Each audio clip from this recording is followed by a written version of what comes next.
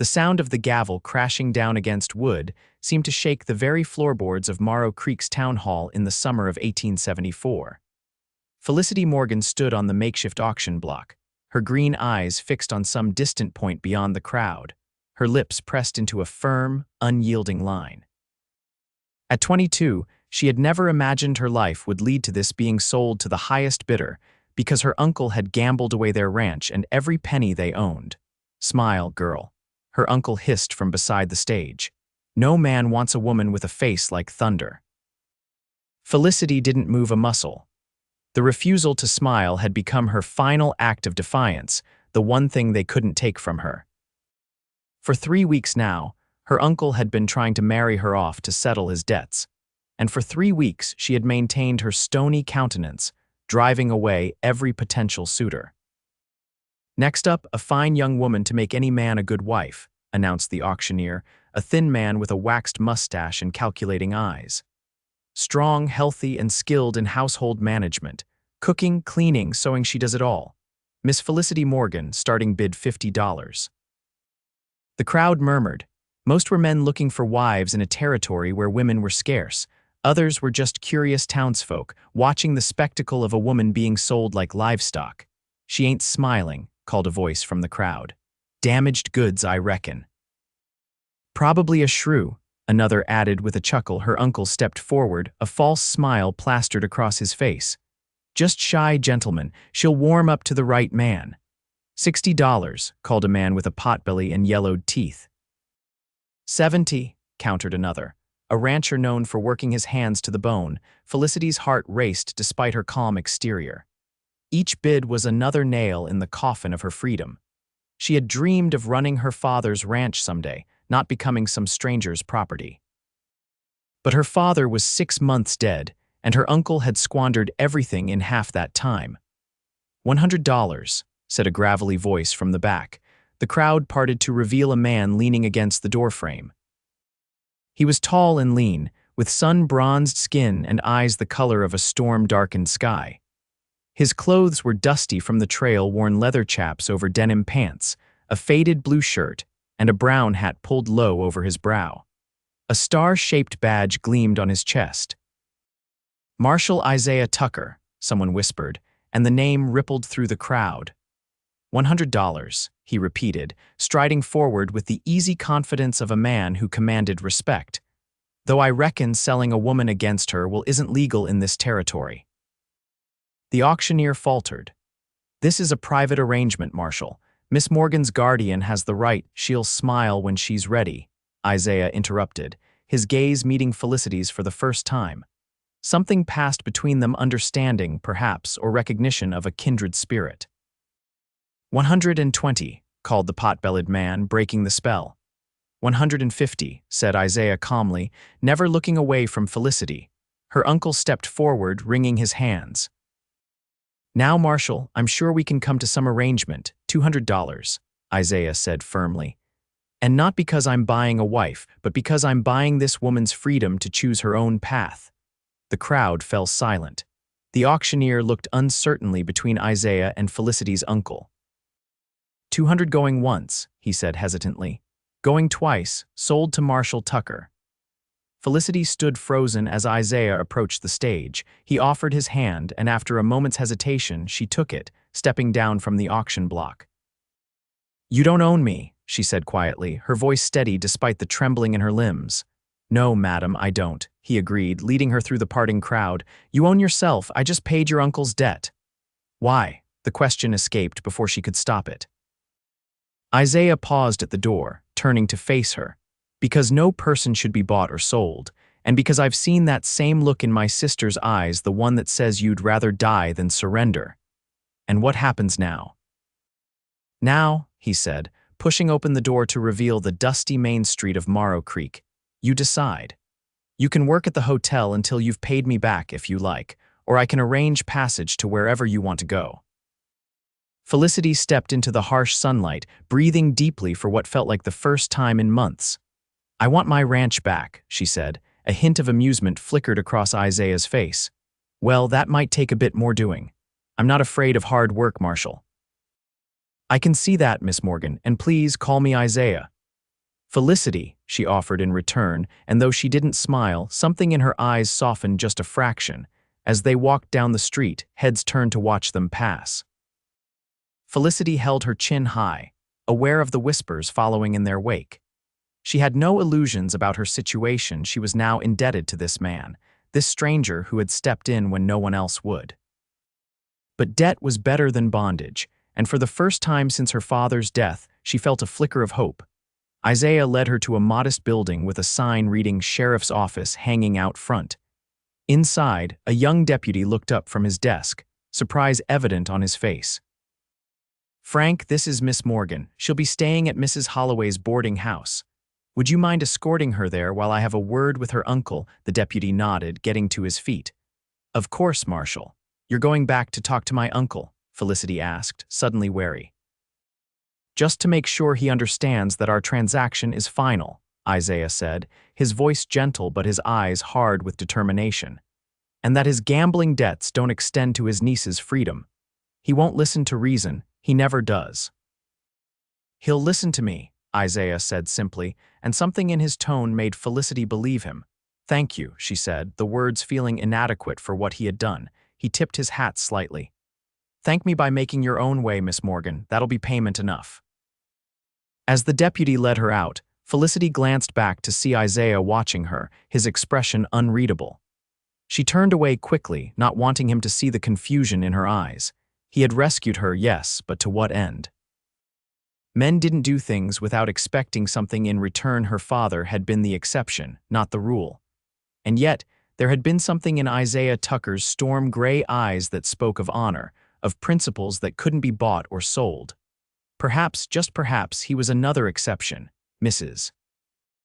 Holloway's boarding house stood 3 blocks from the sheriff's office, a well-maintained 2-story building with a wide porch and window boxes filled with wildflowers. The proprietress herself answered the door, a plump, gray-haired woman with kind eyes and a no-nonsense demeanor. "Frank," she greeted the deputy, then turned her assessing gaze on Felicity. "And who might this be?" "Miss Felicity Morgan, madam," Frank said. "Marshal Tucker asked if you'd have a room for her. Did he now, Mrs. Holloway looked Felicity up and down, noting her simple dress and the proud set of her shoulders. "Well, any friend of Isaiah's is welcome here. Come in, dear." Felicity followed her into a cozy sitting room furnished with well-worn but clean furniture. The air smelled of baking bread and lavender. "The marshal paid for a week in advance," Mrs. Holloway explained, leading her upstairs. "Said you might need some time to get settled." "A week," Felicity echoed, surprised. That was more generous than she had expected. "He's a good man, our marshal, Mrs. Holloway said, opening the door to a small but pleasant room. "Tough as nails when he needs to be, but fair, always fair." "I don't know him," Felicity admitted. "He just appeared at the auction." Mrs. Holloway's eyebrows rose. "Auction?" When Felicity explained, the older woman's face darkened with disapproval. "That uncle of yours should be horsewhipped, selling his own niece. It's not Christian, not in the least." "It's over now," Felicity said, not wanting to dwell on the humiliation. "Thanks to Isaiah," Mrs. Holloway nodded. "Like I said, he's a good man. Lost his wife and child to fever 5 years back, came out west for a fresh start." Felicity absorbed this information silently. A widower. That explained something of the sadness she'd glimpsed in his eyes. "I'll bring up some wash water," Mrs. Holloway continued. "Dinner's at 6. You'll meet the other boarders, then just 3 at present. 2 clerks from the Mercantile and Miss Perkins, who teaches at the schoolhouse." Left alone, Felicity sat on the edge of the bed, running her hands over the clean quilt. After weeks of uncertainty, after the terror of standing on that auction block, the simple comfort of a private room felt like unimaginable luxury. For the first time that day, she allowed herself to tremble, to feel the full weight of what had nearly happened and what still might happen. She was safe for the moment, but she was also alone in a town where her only connection was a man she had just met, a man who now held her debt. She wouldn't cry. She hadn't shed a tear when they buried her father, nor when her uncle announced his plans to sell her to the highest bidder. She wouldn't start now. Instead, she went to the window and looked out at Morrow Creek with its dusty streets and wooden buildings. Somewhere out there, Isaiah Tucker was confronting her uncle, settling her fate. And somewhere beyond the town limits lay her father's ranch, her ranch now in the hands of strangers. "I'll get it back," she whispered to the empty room. "Somehow, I'll get it back." That evening, Felicity descended to the dining room, wearing the same dress but with her hair freshly brushed and pinned. The other boarders were already seated, two young men who introduced themselves as Thomas and Edward, and Miss Perkins, a severe-looking woman with spectacles and a tight bun. "You must be Miss Morgan," Miss Perkins said as Felicity took her seat. "Mrs. Holloway mentioned we had a new boarder." "Yes," Felicity replied simply, not volunteering more information. Mrs. Holloway bustled in with a steaming pot of stew, followed by a young girl carrying a basket of bread. "This is my daughter, Lily," she said, nodding to the girl who couldn't have been more than 14. "Nice to meet you," Lily said shyly, setting down the bread before taking her own seat. The conversation flowed around Felicity as she ate, grateful for the hot food. The clerks discussed business at the mercantile, while Miss Perkins lamented the poor attendance at school during planting season. "The children are needed in the fields," Mrs. Holloway said pragmatically. "Education's important, but so is eating." "Speaking of fields," Thomas said, turning to Felicity, "Mrs. Holloway mentioned you're from a ranch. Which one?" "The Morgan place," Felicity answered, setting down her spoon. "East of town by Coyote Creek." "Morgan," Edward frowned. "Isn't that the place the Prescott brothers bought recently?" Felicity's grip tightened on her napkin. "Yes. After my father died, my uncle sold it to pay his gambling debts." An uncomfortable silence fell over the table, broken only when a knock came at the front door. Now, who could that be at this hour? Mrs. Holloway wondered, rising to answer it. A moment later, she returned with Isaiah Tucker. He had changed his dusty trail clothes for a clean shirt and pants, though he still wore the marshal's badge. "Evening, everyone," he greeted them, hat in hand. "Sorry to interrupt your dinner, Mrs. Holloway, but I wanted to check on Miss Morgan." All eyes turned to Felicity, who sat straighter in her chair. "I'm fine, Marshal, thank you. Glad to hear it." He nodded, then added, "I've spoken with your uncle. He's leaving town tonight on the evening stage. I made it clear that if he returns, he'll face charges for fraud." Felicity couldn't hide her surprise. "He's leaving, just like that." "Let's just say I was persuasive," Isaiah replied, a hint of steel beneath his mild tone. "He won't be troubling you again." Relief washed over her, so profound she almost swayed in her seat. Her uncle, the man who had made her life a living hell since her father's death, was gone. "Join us for dinner, Isaiah," Mrs. Holloway urged. "There's plenty of stew." "I don't want to impose nonsense. Sit down before you fall down. You look like you haven't eaten all day." With a rueful smile, Isaiah took the empty chair beside Felicity. As Mrs. Holloway brought him a bowl, Felicity studied him surreptitiously. In the warm lamplight, she could see fine lines around his eyes and mouth, signs of a man who spent most of his days squinting against the sun. His hands were calloused, his knuckles scarred from fights long past. "How long have you been Marshal here?" she asked quietly as the others resumed their conversations. 3 years, he replied, breaking a piece of bread. "Came to Morrow Creek after serving as a deputy in Santa Fe." "And before that," a shadow crossed his face, "I fought in the war, then tried farming for a spell in Missouri until—" He trailed off, and Felicity remembered what Mrs. Holloway had told her about his wife and child. "I'm sorry," she said softly. He looked at her sharply, then his expression softened. "Mrs. Holloway's been talking, I see. She mentioned your loss. I lost my mother when I was 16, then my father 6 months ago. It's a hard thing," he acknowledged. "Starting over." "Yes." She hesitated, then asked the question that had been nagging at her since the auction. "Why did you help me today?" Isaiah considered her for a long moment. "Because it was the right thing to do," he said finally, "and because I've seen what happens to people when their choices are taken away. It's not something I can stand by and watch." Felicity nodded slowly. It wasn't the whole truth. She sensed there was more to his story, but it was enough for now. "About repaying you," she began. "There's no rush," he cut in. "I spoke with Mrs. Walsh at the hotel. She needs help with the laundry and cleaning. Said she'd be willing to hire you starting tomorrow if you're interested." "I am," Felicity said quickly. "I need to save money if I'm ever going to get the ranch back." Isaiah's expression turned troubled. Miss Morgan Felicity. The Prescott brothers paid good money for that land. They're not likely to sell it back, especially not to a woman on her own. I have to try, she insisted. That ranch was everything to my father. It's all I have left of him. Instead of arguing, Isaiah simply nodded. Well, determination counts for a lot in this territory. Just don't set your heart on something that might not be possible. After dinner, Isaiah took his leave, tipping his hat to the ladies and shaking hands with the men. At the door, he paused, looking back at Felicity. Miss Morgan, I'll stop by the hotel tomorrow to see how you're settling in, if that's all right. That would be fine, she replied, surprised by his continued concern. As the door closed behind him, Lily sighed dreamily. He's so handsome, she whispered to Felicity. Half the unmarried women in town have tried to catch his eye, but he's never shown interest in any of them. Lily, Mrs. Holloway scolded, that's no way to talk. The Marshal's private affairs are his own business. Sorry, Mama, Lily said, though she didn't look particularly contrite. Later, as Felicity prepared for bed in her small room, she found herself thinking about Isaiah Tucker. He was handsome, yes, in a weathered, masculine way. But it was his integrity that intrigued her more, the quiet strength with which he had faced down her uncle and the rest of the town. Men like that were rare, especially in places like Morrow Creek, where law was often whatever the strongest man said it was.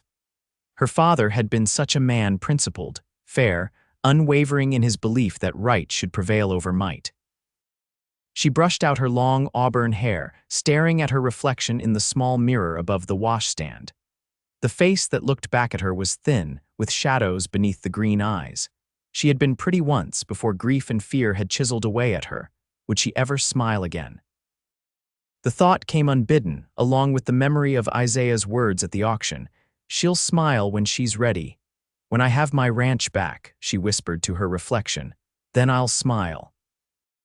The dawn came early in Morrow Creek, with golden light streaming through the thin curtains of Felicity's room. She rose, dressed quickly in her second dress, a faded blue cotton that had once belonged to her mother, and pinned her hair into a neat bun at the nape of her neck. Downstairs, Mrs.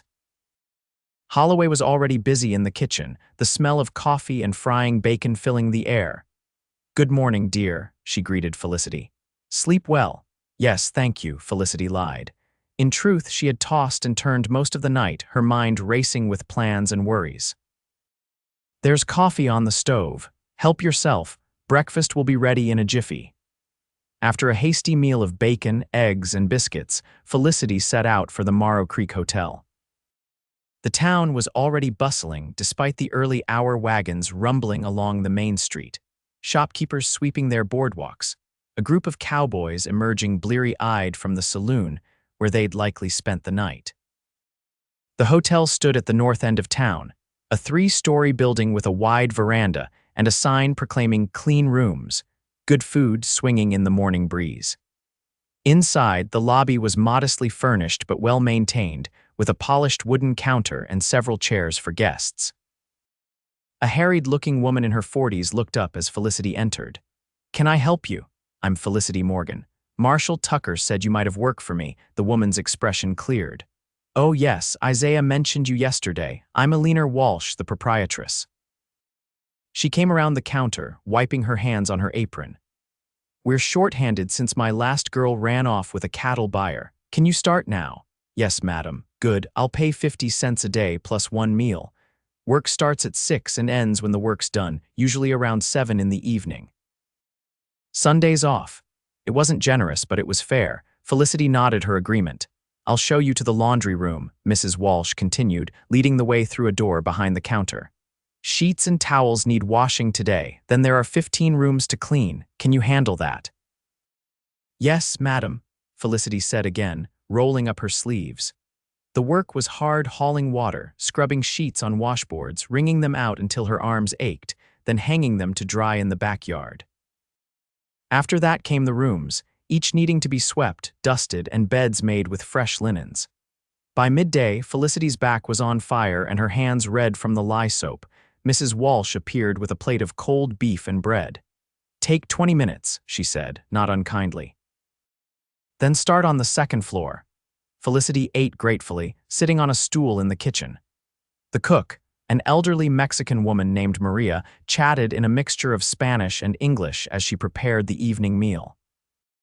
"You are too skinny," she declared, adding another slice of beef to Felicity's plate. "Need meat to work hard." "Thank you," Felicity said, touched by the small kindness. As she was finishing her meal, a shadow fell across the doorway. Looking up, she saw Isaiah standing there, his tall frame filling the space. "Miss Morgan," he greeted her, removing his hat. "Mrs. Walsh says you're making good progress." "Marshal," she acknowledged, suddenly conscious of her disheveled appearance. "Yes, there's plenty to do." "Don't let me interrupt your meal," he said, but made no move to leave. Maria winked at Felicity as she bustled past.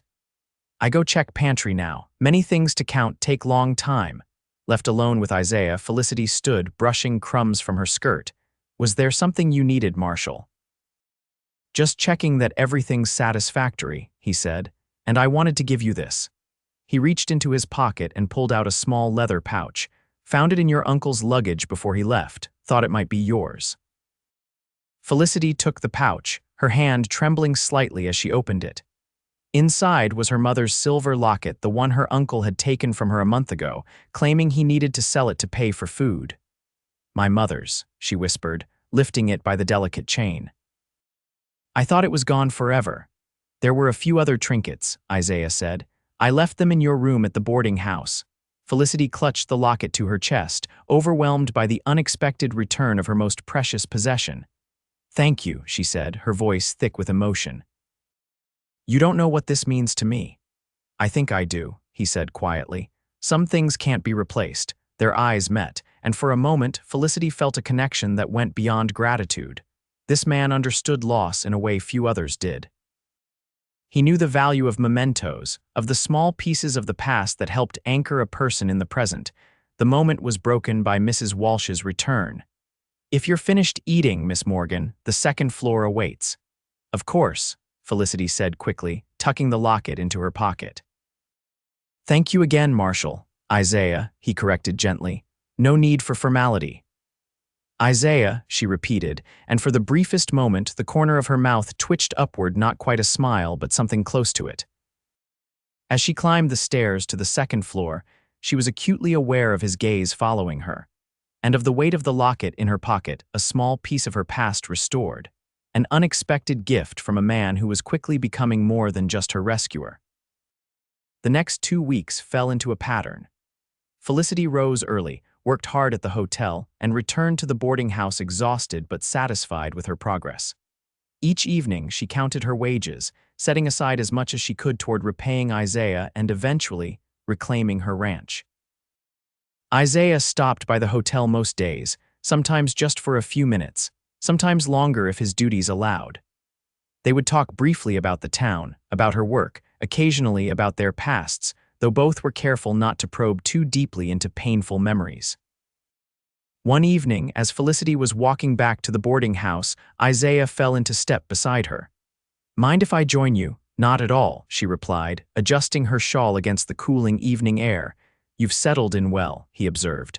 "Mrs. Walsh says you're the hardest worker she's ever hired. There's satisfaction in work well done," Felicity said. "My father taught me that." "He sounds like a wise man." "He was." She hesitated, then added, "He would have liked you."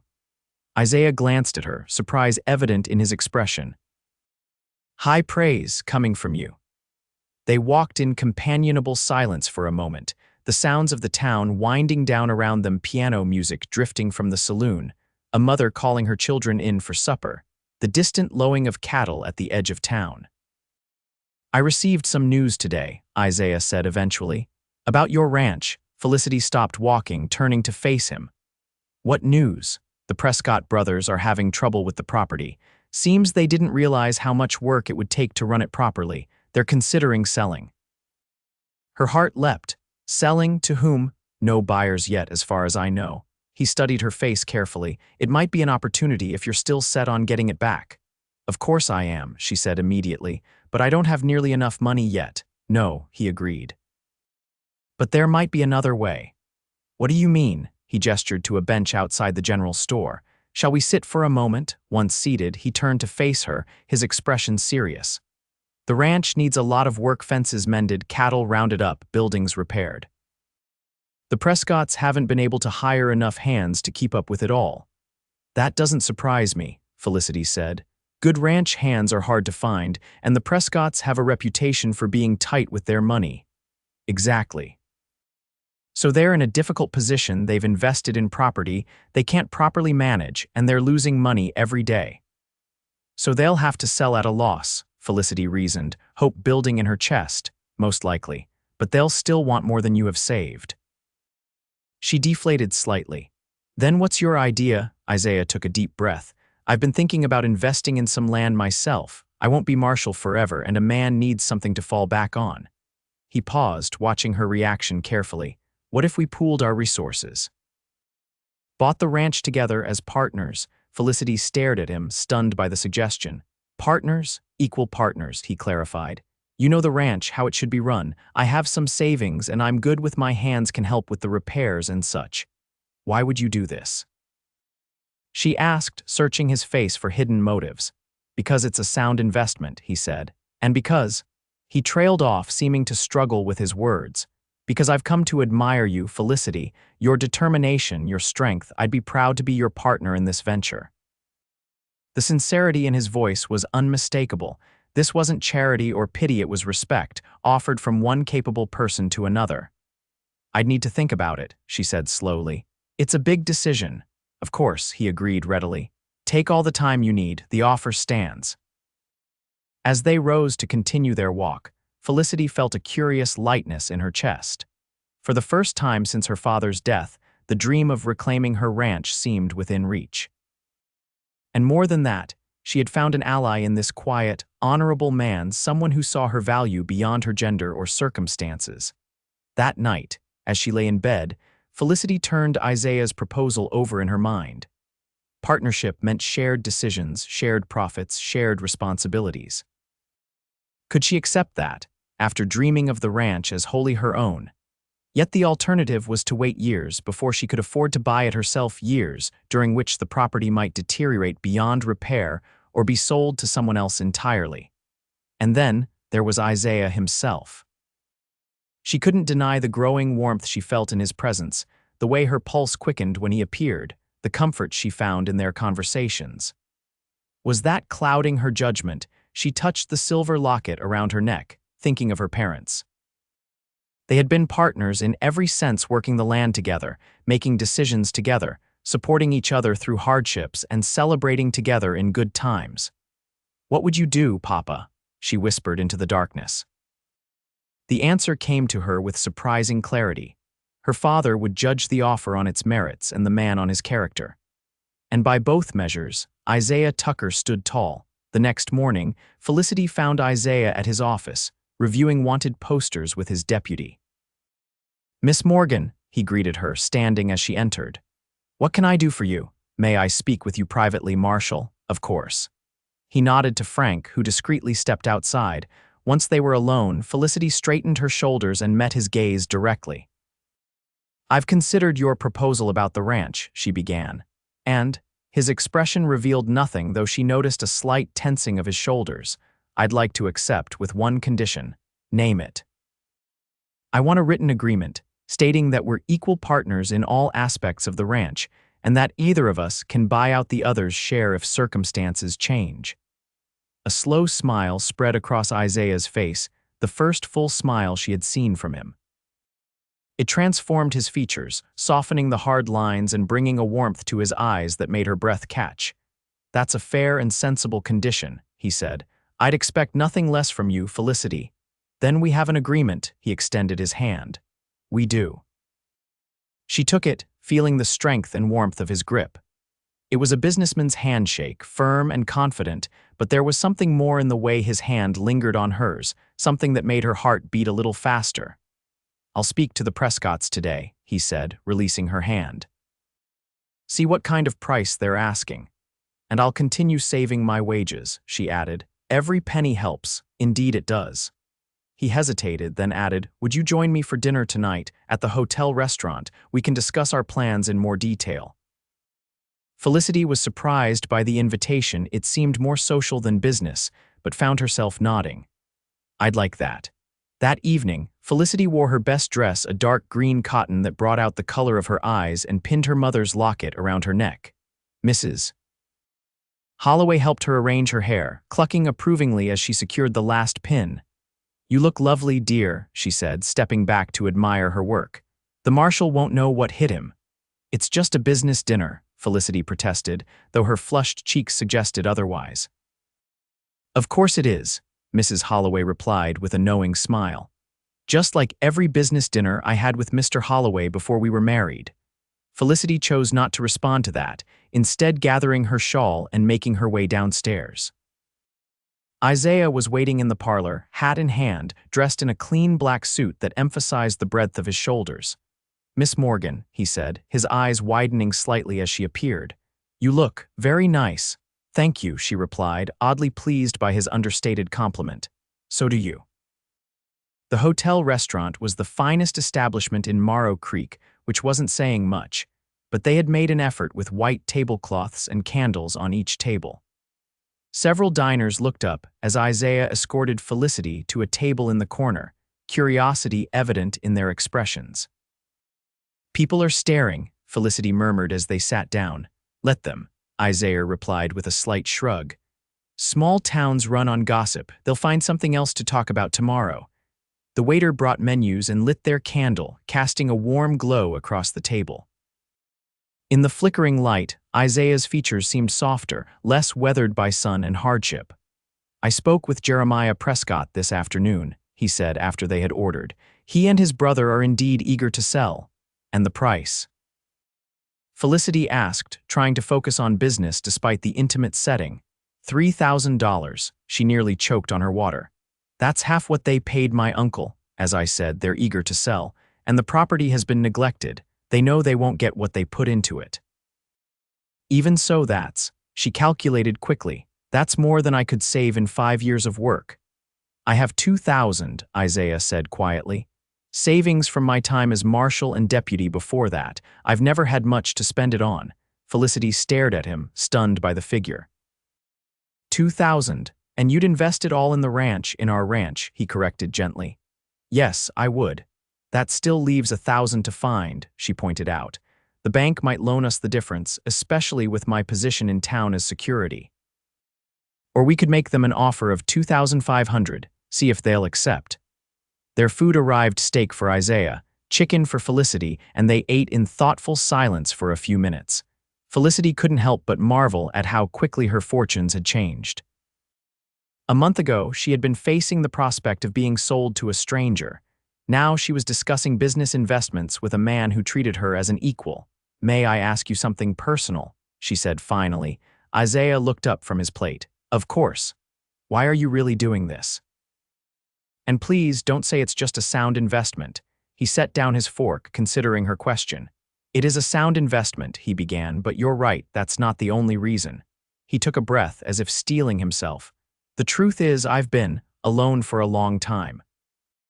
After I lost my wife and son, I didn't think I'd ever want to build anything again: a home, a future, a life with someone else.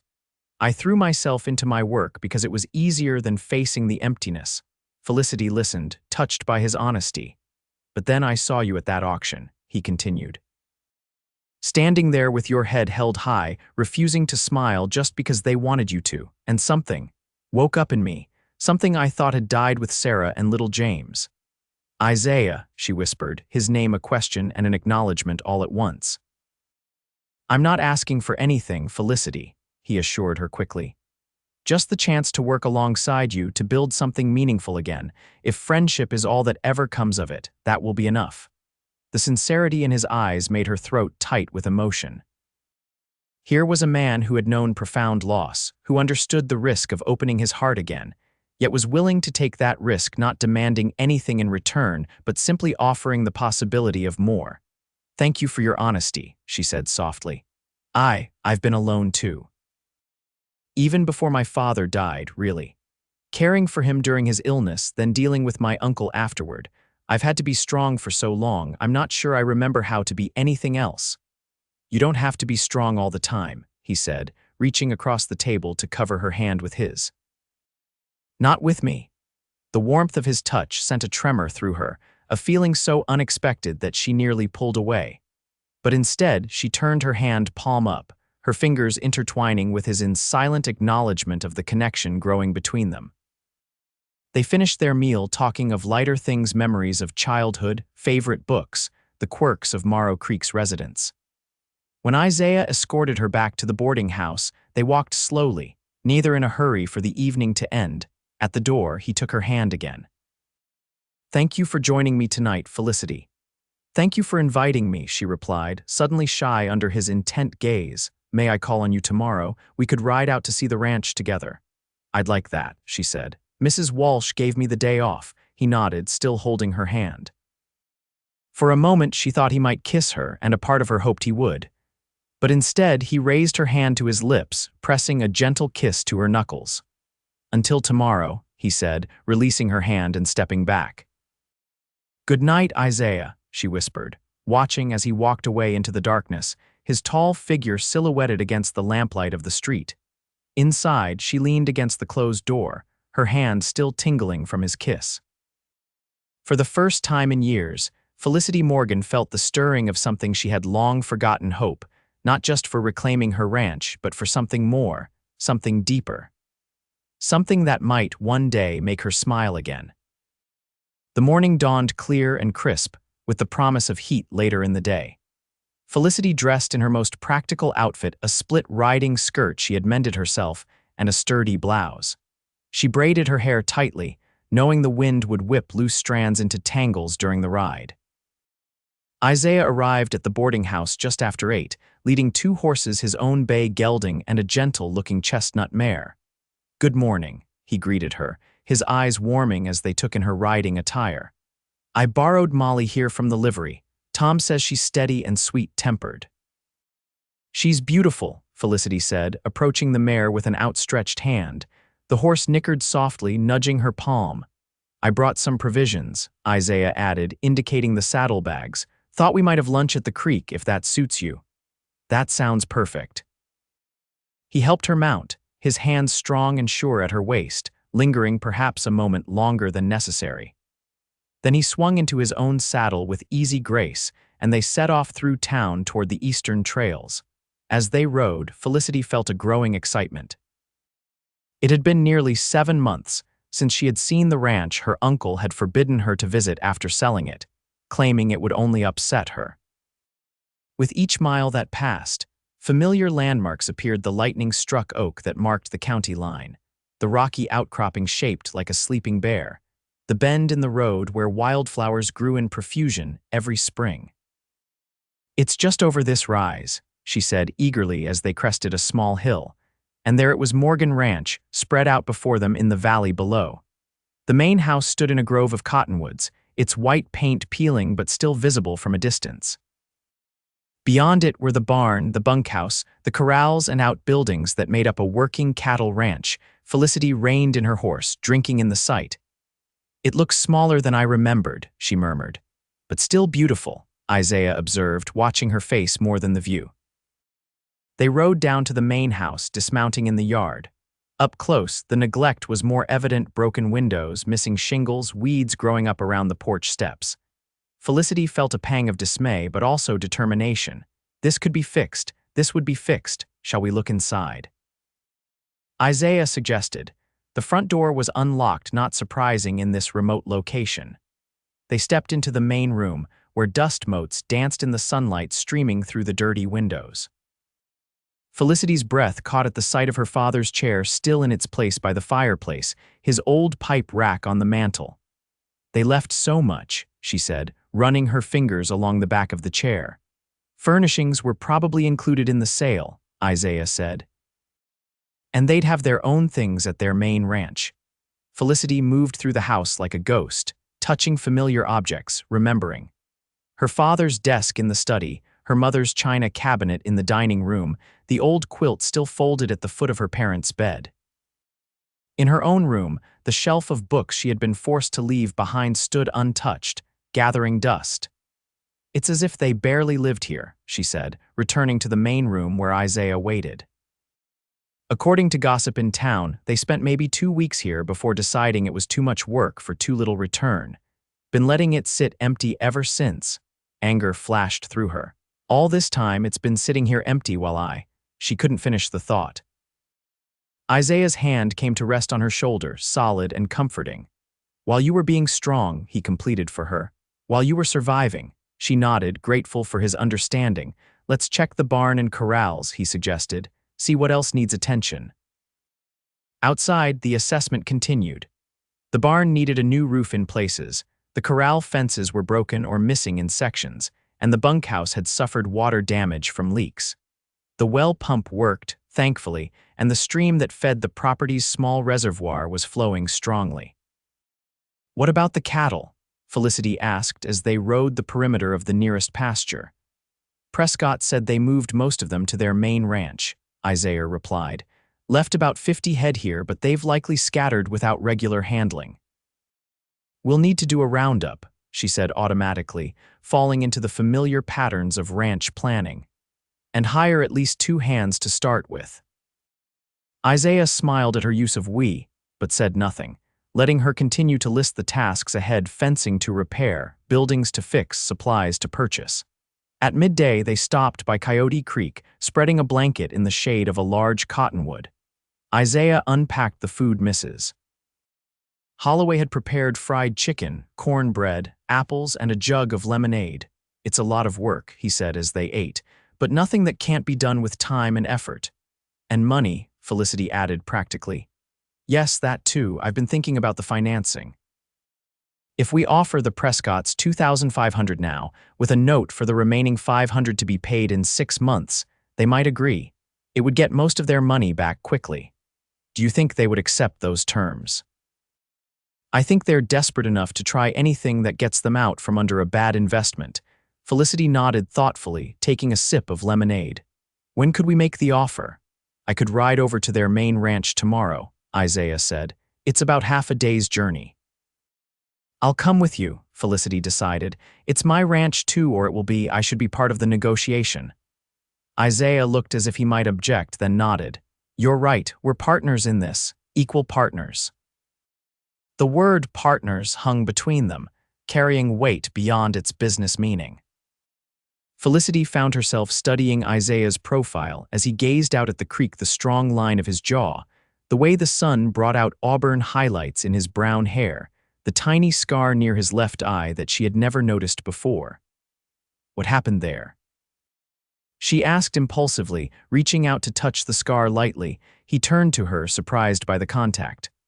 Bar fight my first year as a deputy. Breaking it up, not participating, he added with a smile. Got hit with a broken bottle for my troubles. You've lived an eventful life, she observed, her hand dropping back to her lap. Some would say too eventful. His eyes held hers. I'm ready for some peace now, a home, land of my own, simple things. Is that why you became marshal here, looking for peace? Partly, he acknowledged. After Sarah and James died, I couldn't stay in Missouri. Too many memories. I drifted west, took work where I could find it. Law enforcement seemed to fit. I was good with a gun, good at reading people. But Morrow Creek is the first place that's felt like it could be home. And now you're looking to put down roots, Felicity said softly. With the ranch, he agreed. And maybe.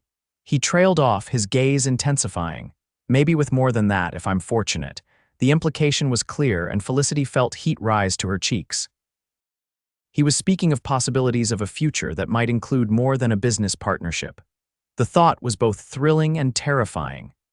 Isaiah, she began, not sure what she wanted to say. He saved her from having to decide by standing and offering his hand.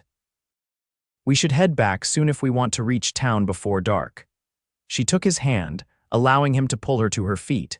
They stood close, his height making her tilt her head back to meet his eyes. For a heartbeat, she thought he might kiss her properly this time, and part of her wished he would, but the moment passed as he stepped away to gather their things. The ride back to town was quieter, both lost in their own thoughts. As they approached Morrow Creek, the setting sun painting the buildings in gold and rose, Felicity broke the silence. Thank you for today, she said. For everything, really. A month ago, I had nothing, no hope, no future. Now I have a chance to reclaim my home and—" She hesitated, then finished softly, "and I'm not alone anymore." Isaiah's expression softened. "No," he agreed. "You're not alone, neither of us is." At the boarding house, he helped her dismount, his hands lingering at her waist. "I'll come for you at dawn tomorrow," he said.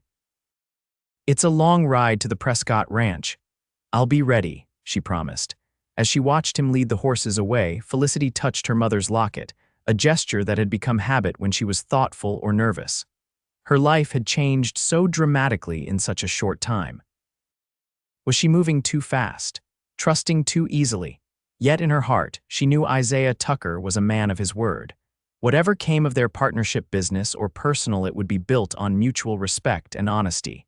And that, she realized, was a foundation as solid as any she could hope for.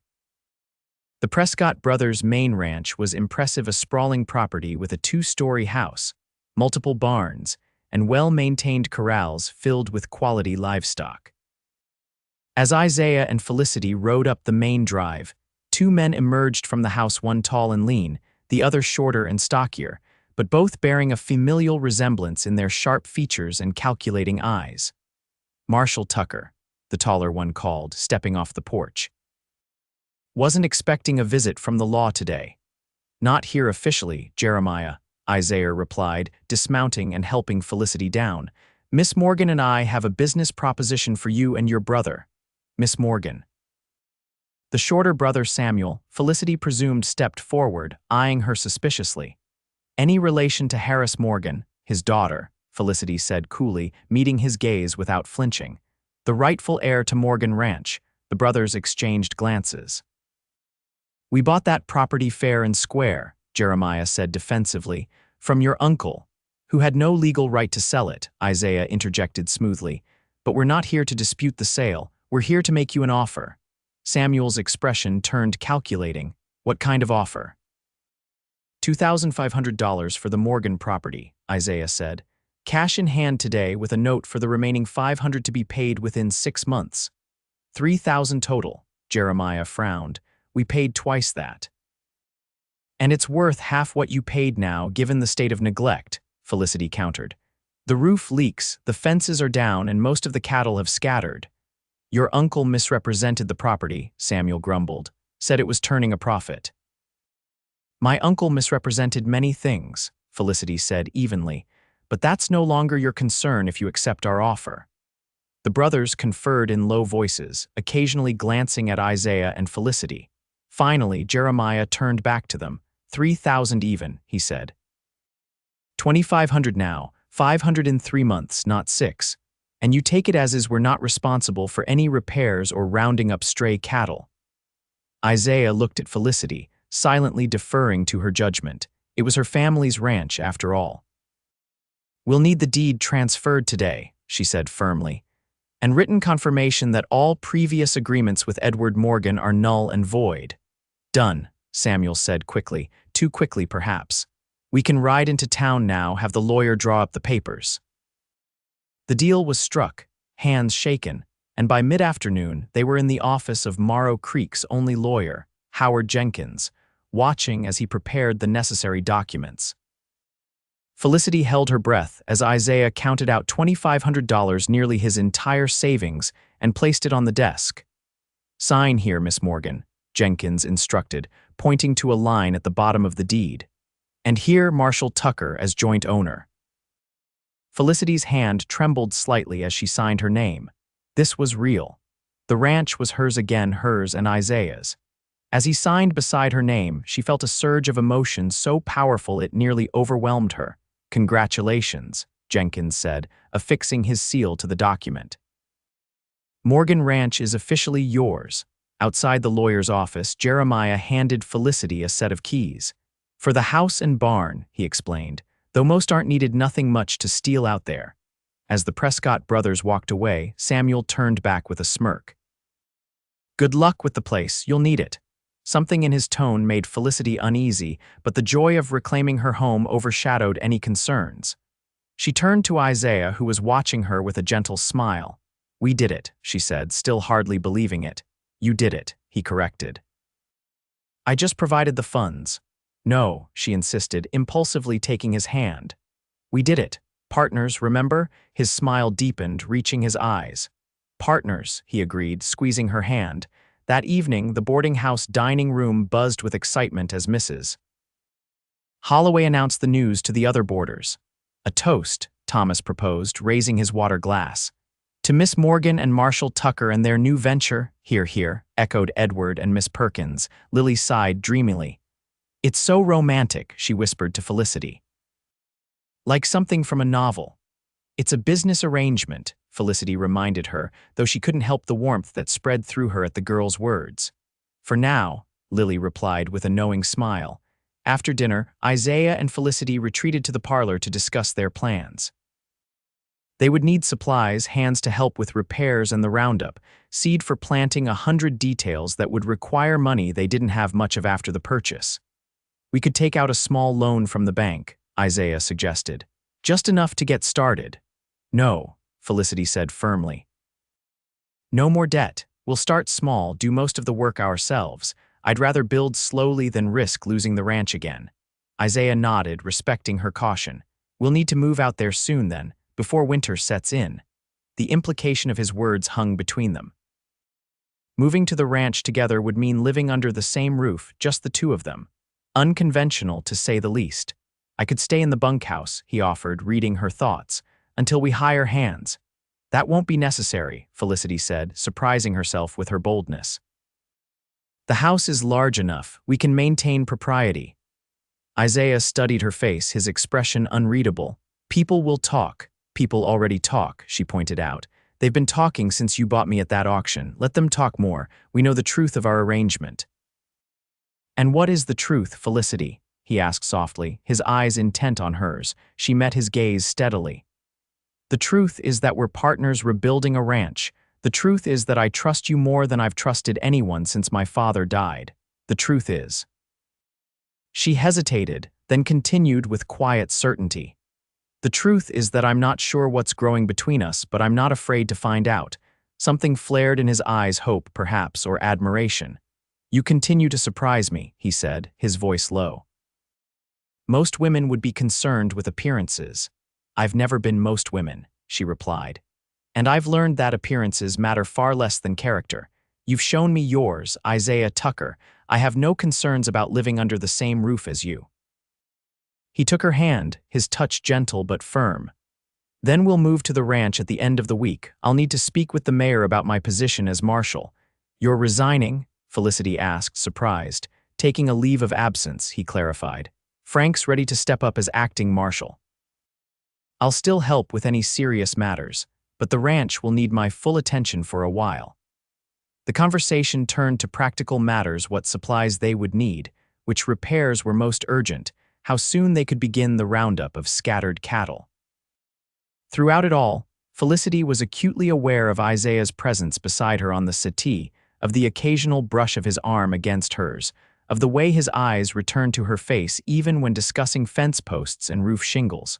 When the clock struck 10, Isaiah rose reluctantly. I should go. Tomorrow will be a busy day. At the door he paused, turning back to her. Felicity, he said, her name almost a caress on his lips. Are you sure about this, about all of it? She nodded, a certainty in her heart that had been absent for too long. I'm sure. He stepped closer, one hand rising to touch her cheek. Then may I? He hesitated, his eyes searching hers for permission. Yes, she whispered, and the word was barely out before his lips met hers in a kiss so gentle it made her heart ache. His hand cradled her face as if she were made of porcelain, his mouth moving against hers with tender restraint. When he pulled away, his eyes were dark with emotion. I've wanted to do that since the day I saw you on that auction block, he admitted, standing so proud, so defiant. I'm glad you waited until now, she said softly. Until it was my choice, he nodded, understanding. Good night, Felicity Morgan. Good night, Isaiah Tucker. As the door closed behind him, Felicity pressed her fingers to her lips, still feeling the warmth of his kiss. For the first time in longer than she could remember, the corners of her mouth lifted in the ghost of a smile. The next few days passed in a whirlwind of preparation. Felicity gave notice at the hotel, packed her few belongings, and helped Mrs. Holloway prepare meals for them to take to the ranch. Isaiah arranged for his leave of absence, purchased essential supplies, and hired 2 experienced ranch hands recommended by Tom at the livery stable. By Saturday morning, they were ready.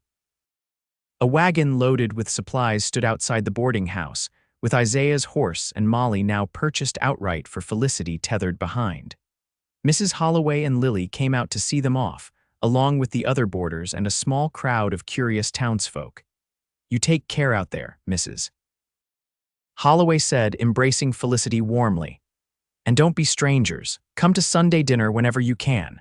"We will," Felicity promised. Touched by the woman's motherly concern, Isaiah helped her onto the wagon seat, then climbed up beside her and took the reins. With a flick of his wrist, the horses started forward, and they were off, leaving Morrow Creek behind and heading toward their new life together. The journey to the ranch took most of the morning. As they approached, Felicity felt a mix of emotions: joy at returning home, anxiety about the work ahead, and a fluttering nervousness about her changing relationship with Isaiah. "Welcome home," he said softly as they pulled up to the main house, echoing her thoughts. The ranch looked different in the bright noon light, the neglect more evident, but also the potential. This was good land, with water and grass and room to grow. With work and care, it could thrive again. The 2 hands Isaiah had hired, brothers named Joe and Pete Wilson, arrived an hour later, riding up on sturdy horses with their bedrolls and personal effects tied behind their saddles. They were weathered men in their 30s, experienced with cattle and ranch work, and seemed unfazed by taking orders from a woman. "Miss Morgan's in charge of the cattle and crop planning," Isaiah explained as they unloaded their things at the bunkhouse. "I'll oversee the building repairs and fencing. Any questions, you come to either of us." "Yes, sir," Joe, the elder brother, replied with a respectful nod to Felicity. "We'll get started on those north pasture fences right away." As the men rode off to begin their work, Isaiah turned to Felicity with a smile. "Ready to clean up the house." The next week was exhausting but satisfying. Felicity and Isaiah worked from dawn to dusk, cleaning the house, repairing what they could, making lists of what needed to be purchased or replaced. The Wilson brothers proved to be reliable workers, mending fences, rounding up the cattle that hadn't strayed too far, and repairing the barn roof. Each evening, Felicity cooked a simple meal, and they ate together at the kitchen table, too tired for much conversation but sharing a comfortable silence. At night, they retired to separate bedrooms, Isaiah taking the small guest room downstairs, Felicity in her childhood room upstairs. Despite the propriety of their living arrangements, there was an undeniable intimacy in sharing a home. Felicity found herself hyper-aware of Isaiah's presence, the sound of his boots on the porch, the scent of his soap lingering in the washroom, the way the house seemed fuller, warmer with him in it. On their 8th day at the ranch, a storm blew in from the west, dark clouds gathering in the afternoon, followed by a deluge of rain that sent everyone running for shelter. Isaiah and the Wilson brothers came in soaked to the skin, laughing as they shook water from their hats in the mudroom. "Looks like we're stuck inside for the rest of the day," Isaiah observed, running a hand through his wet hair. "At least the new roof patches are holding." The brothers decided to stay in the bunkhouse, playing cards and catching up on rest. Isaiah changed into dry clothes, then joined Felicity in the kitchen, where she was kneading dough for bread. "Need any help?" he offered. "You could slice those apples for a pie," she suggested, nodding toward a basket of fruit. "Might as well make use of the time." They worked side by side in companionable silence, the rain drumming on the roof and the warm scent of baking bread filling the kitchen. It felt domestic, natural, as if they had been doing this together for years rather than days. "I received a letter from my sister yesterday," Isaiah said as he peeled an apple in one long, curling strip. "She lives in Denver with her husband and children." "You never mentioned a sister," Felicity remarked, punching down the dough with perhaps more force than necessary. "Martha's 10 years younger than me. I helped raise her after our parents died." He paused, then added, "I wrote to her about you, about the ranch." Felicity looked up, surprised. "What did you tell her?" "The truth," he said simply. That I've met an extraordinary woman who's becoming important to me, that we've gone into business together, that I'm happier than I've been in years.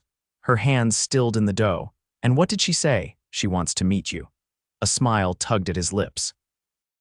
Said any woman who could get her stubborn brother to invest in a future must be special indeed. Felicity resumed kneading, pleased by the idea that Isaiah had written about her, had acknowledged to his family that she was important to him. I'd like to meet her too, she said. Perhaps when the ranch is more established, we could invite them to visit. I'd like that, Isaiah agreed, his eyes warm as they rested on her flour-dusted face. Later, as the storm continued to rage outside, they sat in the parlor, a fire crackling in the hearth to ward off the damp chill. Isaiah had found an old chess set in the study and set it up on a small table between them. My father taught me to play, Felicity said, moving a pawn forward. He said chess was good training for running a ranch, planning ahead, considering all possibilities, protecting what's valuable. Smart man, Isaiah commented, countering with his knight. My father preferred poker, said it taught you to read people and take calculated risks. They played in comfortable silence, broken only by the occasional comment or question. As the game progressed, Felicity found herself studying Isaiah more than the board, the way his brow furrowed in concentration, the slight smile when he made a good move, the gentleness in his hands as he moved the carved pieces. Check, she said eventually, moving her queen into position. He studied the board, then looked up with a rueful smile. Well played, Miss Morgan, I believe I'm doomed. Not quite yet, she replied, but couldn't help a small smile of satisfaction. Isaiah's eyes widened slightly. There it is, he said softly. What? Your smile. The first real one I've seen. Felicity touched her lips, surprised. She hadn't even realized she was smiling. I suppose it is, she acknowledged. It's beautiful, he said simply. You're beautiful, Felicity. The compliment, delivered with such unadorned sincerity, made her blush. Isaiah, I'm not rushing you, he assured her quickly. I just wanted you to know. She nodded, unsure how to respond. Part of her wanted to tell him that he was beautiful too, in his way, strong and honorable and kind. But the words stuck in her throat, unused to such open expressions of admiration. Instead, she gestured to the board. Your move. He studied the board for a moment longer, then deliberately moved his king into an even more vulnerable position. Checkmate, I believe. You did that on purpose, she accused, though without heat. Perhaps, he admitted with a smile, or perhaps I was distracted by my opponent. The rain continued through the night and into the next day, turning the ranch yard into a sea of mud and making outdoor work impossible. Felicity used the time to take inventory of the pantry and make a list of supplies they would need from town. Isaiah worked in the barn, repairing tack and tools that had been neglected. By the third day, the rain had stopped, though the ground remained soggy. The Wilson brothers reported that several cattle had been found bogged down in mud near the creek, but had been successfully extracted. More concerning was news that the bridge on the East Road had been damaged by flooding, potentially cutting off their most direct route to town. We should ride out and assess the damage, Isaiah suggested over breakfast. If it's not too bad, we might be able to repair it ourselves. They set out mid-morning, riding carefully along the muddy track that led to the small wooden bridge spanning a normally placid creek. Now the creek was a rushing torrent, brown with silt and debris, and half the bridge had been washed away. This is worse than I feared, Isaiah said, dismounting to examine what remained of the structure. We'll need proper lumber tools. It's a big job. Can we afford it? Felicity asked, the practical question that underlay all their decisions these days. Isaiah scratched his beard thoughtfully. Not easily, but we can't afford not to either. This is our main route to town. There's the North Road, Felicity pointed out. It adds an hour each way, but it's passable. For now, Isaiah agreed. But what about when winter comes? That road drifts over with the first heavy snow. They stood in contemplative silence, watching the creek rage past. Felicity was struck again by how easily they had fallen into this partnership, weighing options together, considering each other's input, working toward common goals. We could speak to the county commissioner, she suggested eventually. This bridge serves other ranches too. Perhaps the county would share the cost. Isaiah nodded approvingly. Good thinking. I'll ride into town tomorrow, take the North Road. Can you manage things here? Of course, she said, slightly offended by the question. I ran this ranch with my father for years. I know you did, he said quickly. I didn't mean to imply otherwise. She softened, recognizing that his concern came from care, not doubt in her abilities. I know, and yes, everything will be fine here. The Wilsons and I can continue the roundup while you're gone. As they rode back to the ranch, side by side, Felicity found herself stealing glances at Isaiah's profile. In just a few weeks, he had become essential to her life in a way she had never anticipated. The thought of him riding to town alone, even for a day or two, left a hollow feeling in her chest. Isaiah, she said impulsively, be careful on the road tomorrow. He looked over at her, his expression softening. Always am. It's just, I've lost too many people I care about. I couldn't bear to lose you too. The words were out before she could consider their implications, but she didn't regret them. They were true. Isaiah reined his horse to a stop, prompting her to do the same. Felicity, he said, his voice low and serious. I can't promise that nothing will ever happen to me. Life's too uncertain for that, but I can promise that I will always do everything in my power to come back to you. He reached across the space between them, taking her hand in his. Because you've become the most important person in my life. I hope you know that. Felicity's heart raced at his words. You've become important to me too, she admitted. More than I expected, more than I was prepared for. His thumb traced circles on the back of her hand, sending shivers up her arm. I know this has all happened quickly, he said. The ranch, our partnership. These feelings between us. If you need time, no, she interrupted, surprising them both with her vehemence. No, I don't need more time. Life is too short and too uncertain, as you said. I've spent too long being careful, being closed off. I don't want to waste another day. Isaiah's eyes darkened with emotion. Without another word, he dismounted and came to her horse, helping her down. But instead of releasing her, he drew her into his arms, one hand cradling the back of her head as his lips found hers. This kiss was different from their first, deeper, more urgent, filled with all the feelings they had been carefully containing. Felicity's arms wound around his neck, drawing him closer as she returned his passion with her own. In that moment, with the vast Colorado sky above them and the mud squelching beneath their boots, nothing existed but the two of them and this connection they had found against all odds. When they finally broke apart, both breathing heavily, Isaiah rested his forehead against hers. I love you, Felicity Morgan, he whispered. I think I've loved you since I saw you standing defiant on that auction block, refusing to smile. Tears pricked at her eyes, not of sorrow but of release, of joy so unexpected it overwhelmed her defenses.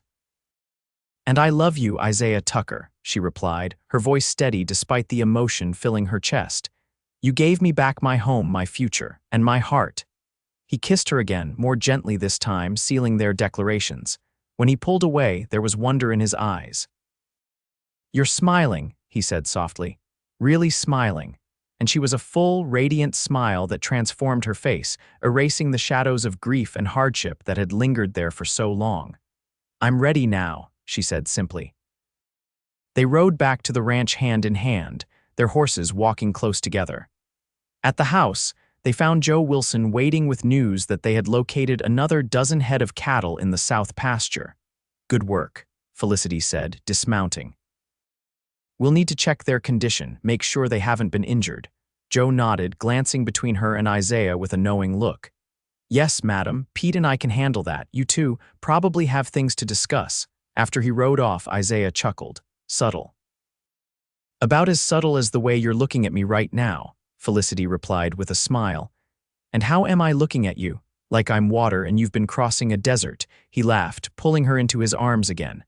That's an apt description, actually. I do feel like I've been wandering a long time, only to find you waiting at the end of my journey. That evening, after a simple dinner, they sat on the porch swing, watching the sunset paint the sky in shades of pink and gold. Isaiah's arm was around her shoulders, her head resting against him in a pose that felt both novel and entirely natural. What happens now? Felicity asked, voicing the practical question even as she reveled in the romantic moment. "Well," Isaiah said thoughtfully, "I still need to ride to town tomorrow about that bridge, but when I return—" He turned to face her, taking both her hands in his. "When I return, I'd like to ask you properly to be my wife, if you think that's something you might consider." Felicity's heart swelled with happiness. "I think that's something I would definitely consider," she replied, squeezing his hands. "In fact, I think my answer might already be decided." "Is that so?" he asked, a smile playing at his lips. "Care to give me a hint?" Instead of answering with words, she leaned forward and kissed him, pouring all her love and certainty into the gesture. When they parted, both were breathless and smiling. "I'll take that as an encouraging sign," Isaiah murmured. The next morning dawned clear and bright, the mud already beginning to dry under the warm Colorado sun. Isaiah prepared for his journey to town, packing saddlebags with supplies and checking his mount's shoes carefully. "I should be back by tomorrow evening," he told Felicity as she handed him a package of food for the journey. "3 days at the most if I need to wait for the commissioner." "Be safe," she said, trying not to let worry creep into her voice. "The North Road has those blind turns near Miller's Gorge. I'll be careful," he promised, pulling her close for a lingering kiss. "And I'll be thinking of you every mile." She watched him ride away, standing on the porch until he disappeared over the ridge. Then, with a sigh, she turned back to their house, and the day's work ahead. The hours passed slowly without Isaiah's presence. Felicity kept busy, working alongside the Wilson brothers to continue the roundup of scattered cattle, inspecting the chicken coop to see what repairs it needed, and planning the layout for a vegetable garden come spring. By evening, she was exhausted but satisfied with the day's progress. She ate a solitary dinner at the kitchen table, the house eerily quiet without Isaiah's deep voice or the sound of his boots on the wooden floors.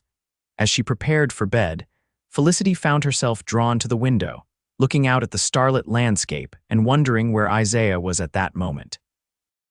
Had he reached town?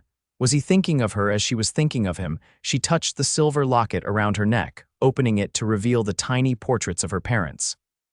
"I think you would have liked him, Papa," she whispered. "He's a good man, the kind of man you always said I should find."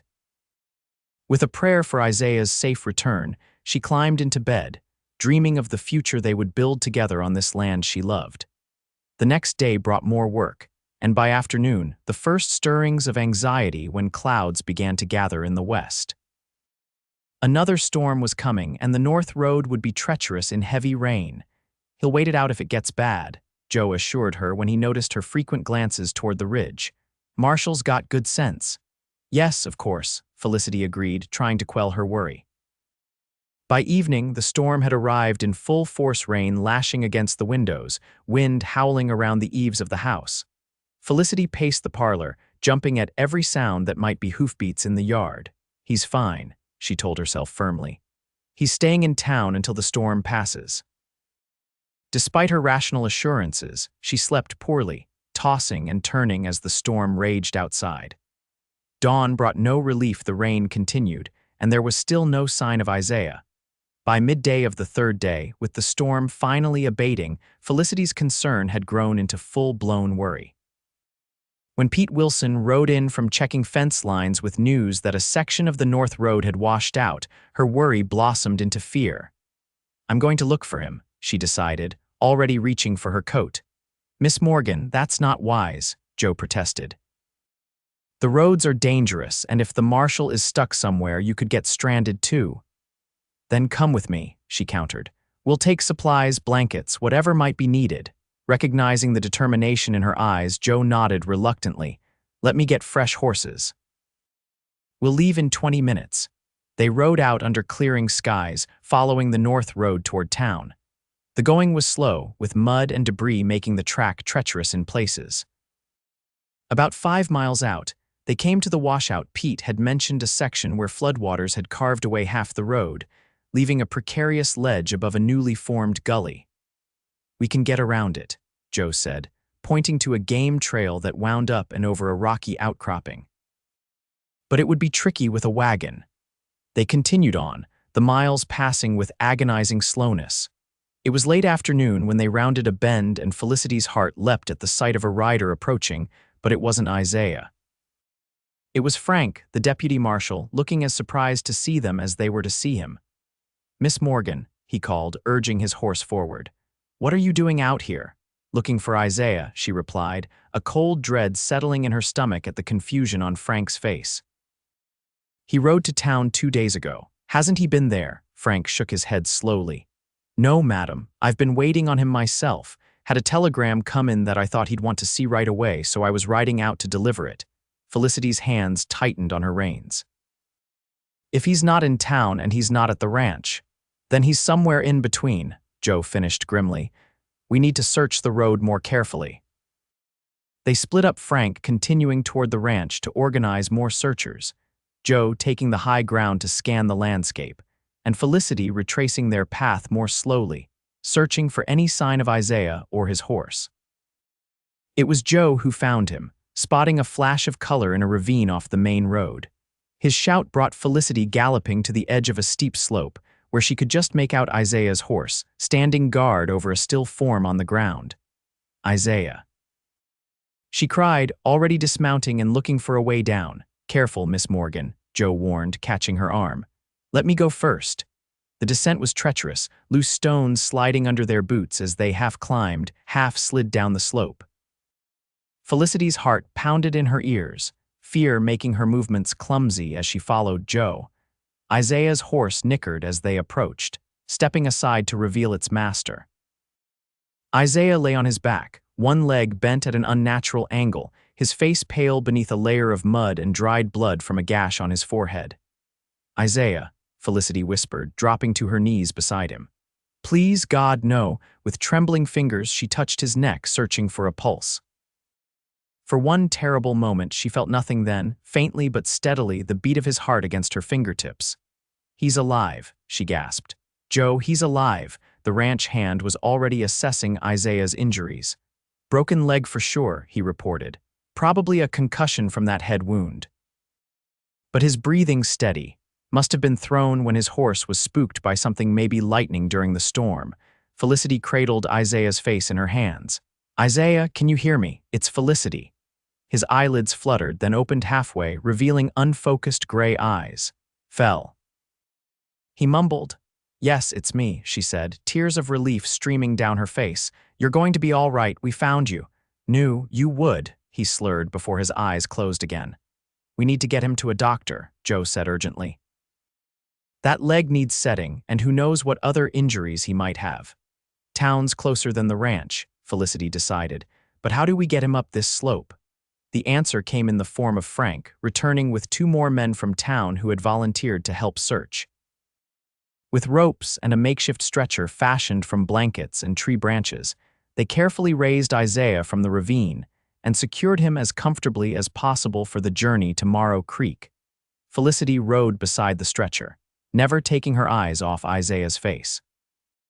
He drifted in and out of consciousness, sometimes recognizing her, sometimes mumbling incoherently.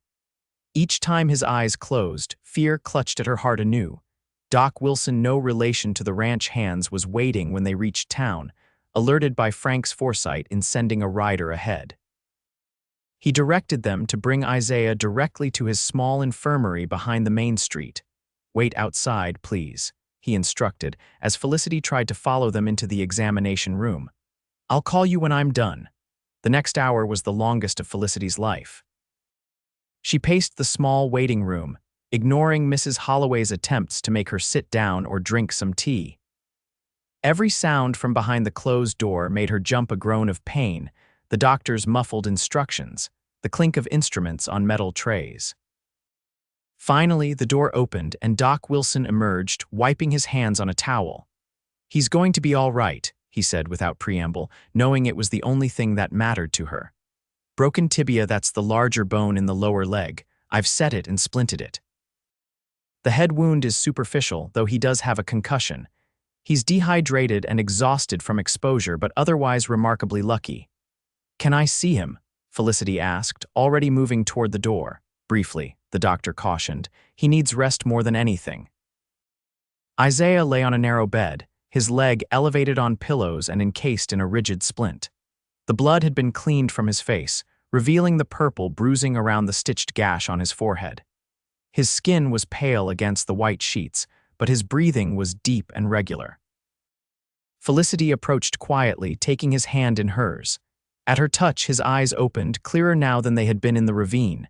"There you are," he murmured, a weak smile touching his lips. "My guardian angel." "Hardly that," she replied, her voice thick with emotion. "If I were a proper guardian angel, you wouldn't be lying here with a broken leg." "Don't sell yourself short," he countered, his fingers tightening around hers. "You found me, I knew you would." "What happened, Isaiah?" He closed his eyes briefly, as if gathering his thoughts. "Storm hit faster than I expected. Was trying to make it to the Miller place when lightning spooked my horse. Next thing I knew, I was tumbling down that slope." He opened his eyes again, meeting her gaze. "I tried to climb out, but the leg wouldn't hold me. Horse stayed with me, though. Good animal." "The best," Felicity agreed, making a mental note to give the loyal horse extra oats for the rest of its life. "Doc Wilson says you'll recover fully, but it will take time." "Time we don't have," Isaiah said, frustration evident in his voice. "The ranch will still be there," she interrupted firmly. "Joe and Pete are capable hands, and I'm not exactly helpless myself. We'll manage until you're back on your feet." He studied her face, then nodded slowly. "You're right, of course you're right." A shadow of regret crossed his features. "But this isn't how I plan to return to you. I was supposed to come back with news about the bridge and a proper proposal of marriage." Felicity's heart swelled with love for this man who, even injured and in pain, was thinking of promises made and plans delayed. "Well," she said, leaning closer, "there's nothing that says I can't propose to you instead." Surprise and delight flashed across his face. "Felicity Morgan, are you asking me to marry you?" "Isaiah Tucker," she said solemnly, though her eyes danced with emotion, "will you do me the honor of becoming my husband?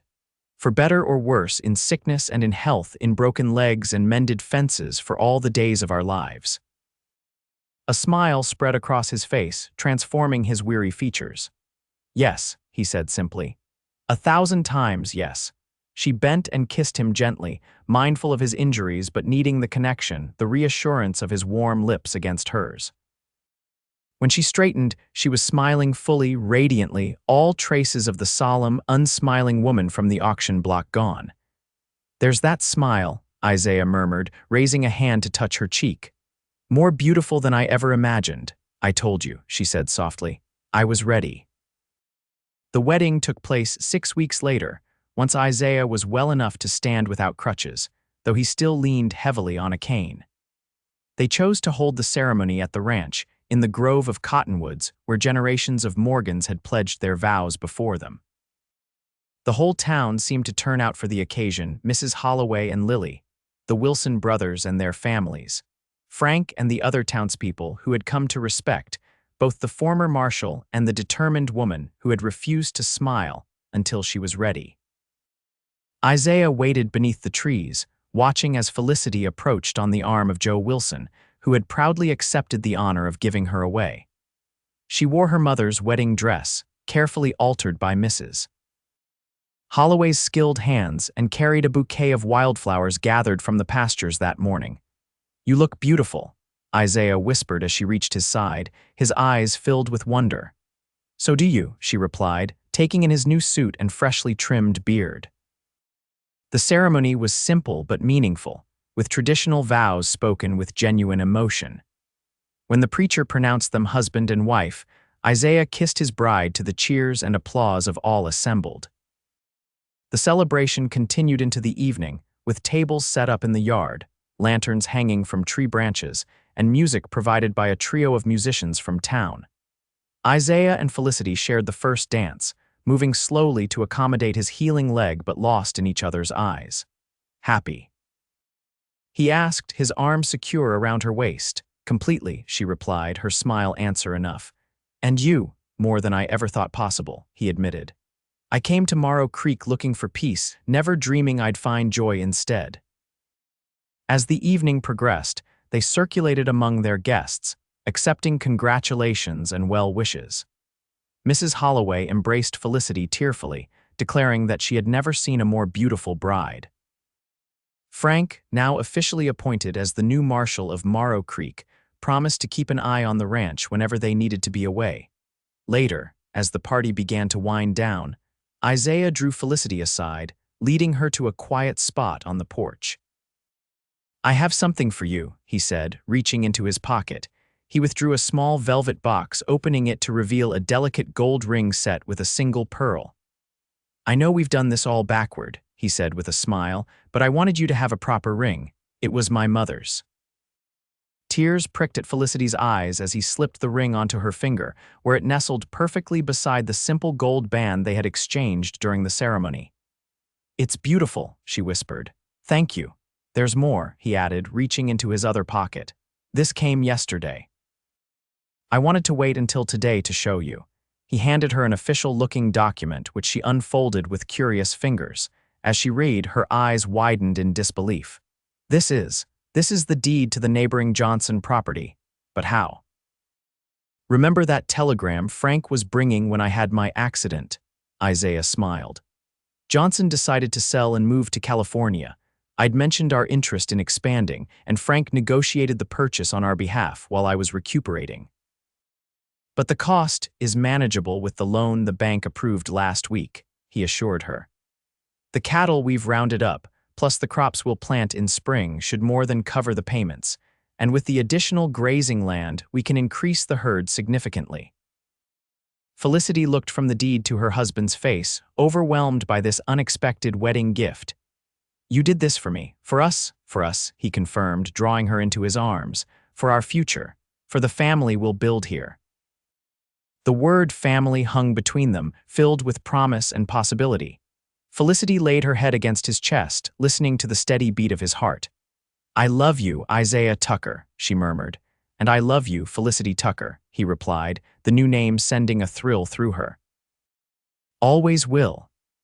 As they stood together on the porch of their home, looking out over the land that was theirs to nurture and protect, Felicity thought of that day on the auction block, how desperate and alone she had felt, how certain that her life was over before it had truly begun. If someone had told her then that in less than 3 months she would be standing in her father's house, as a happily married woman with plans for the future and joy in her heart, she would never have believed it. Yet here she was, smiling more easily than she had in years, loved by a man who saw her strength as an asset rather than a threat, surrounded by friends who supported them, and secure in the knowledge that whatever challenges lay ahead, they would face them together. "What are you thinking?" Isaiah asked, pressing a kiss to her temple. "That I'm glad you were the one who saw me that day," she replied honestly. "That I'm glad you understood I would smile when I was ready." "And now?" he asked, turning her in his arms to face him. In answer, Felicity smiled radiant, genuine, full of love and promise. It was the smile of a woman who had found her way home, who had reclaimed not just her property but her heart, who had discovered that sometimes the most unexpected journeys lead to the most perfect destinations. "Now," she said, rising on tiptoe to kiss her husband as the stars began to appear in the twilight sky above their ranch. "Now I have every reason in the world to smile."